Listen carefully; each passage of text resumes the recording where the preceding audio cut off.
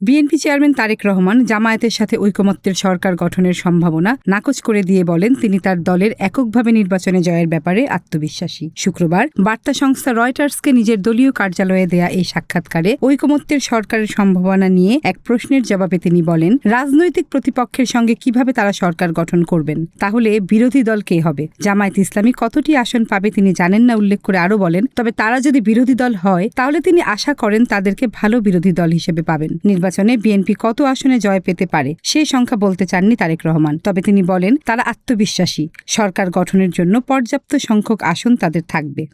এছাড়া শেখ হাসিনার সন্তানেরা বিদেশ থেকে ফিরে এসে রাজনীতিতে যুক্ত হতে পারবেন কিনা এর উত্তরে তারেক রহমান এই অধিকার দেশের জনগণের ইচ্ছার উপর নির্ভরশীল বলে মন্তব্য করেন। এদিকে নির্বাচনে জয়ী হলে ভারত থেকে সরে গিয়ে চীনের দিকে ঝুঁকবেন কিনা এমন প্রশ্নের জবাবে তিনি বলেন, বাংলাদেশের প্রায় 17.5 কোটি মানুষের অর্থনৈতিক প্রবৃদ্ধি ত্বরান্বিত করার সক্ষমতা রয়েছে, এমন অংশীদারের প্রয়োজন। তিনি বলেন, যদি তার দল সরকারে থাকে তাহলে তরুণদের জন্য কর্মসংস্থানের ব্যবস্থা করতে হবে, দেশে ব্যবসা বাণিজ্য আনতে হবে যাতে নতুন চাকরি সৃষ্টি হয় এবং মানুষ ভালো জীবনযাপন করতে পারে। তাই বাংলাদেশের স্বার্থ ও সার্বভৌমত্ব রক্ষা করে যেই জনগণ ও দেশের জন্য জুৎসই প্রস্তাব দেবে তাদের সঙ্গেই বন্ধুত্ব রাখবেন, নির্দিষ্ট কোনো দেশের সঙ্গে নয়।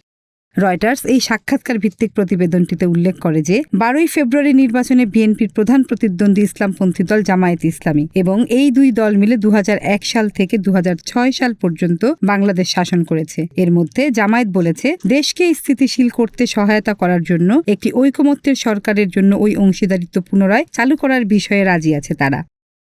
মনস্বিতা বুলবুলি, দিনকাল ডিজিটাল।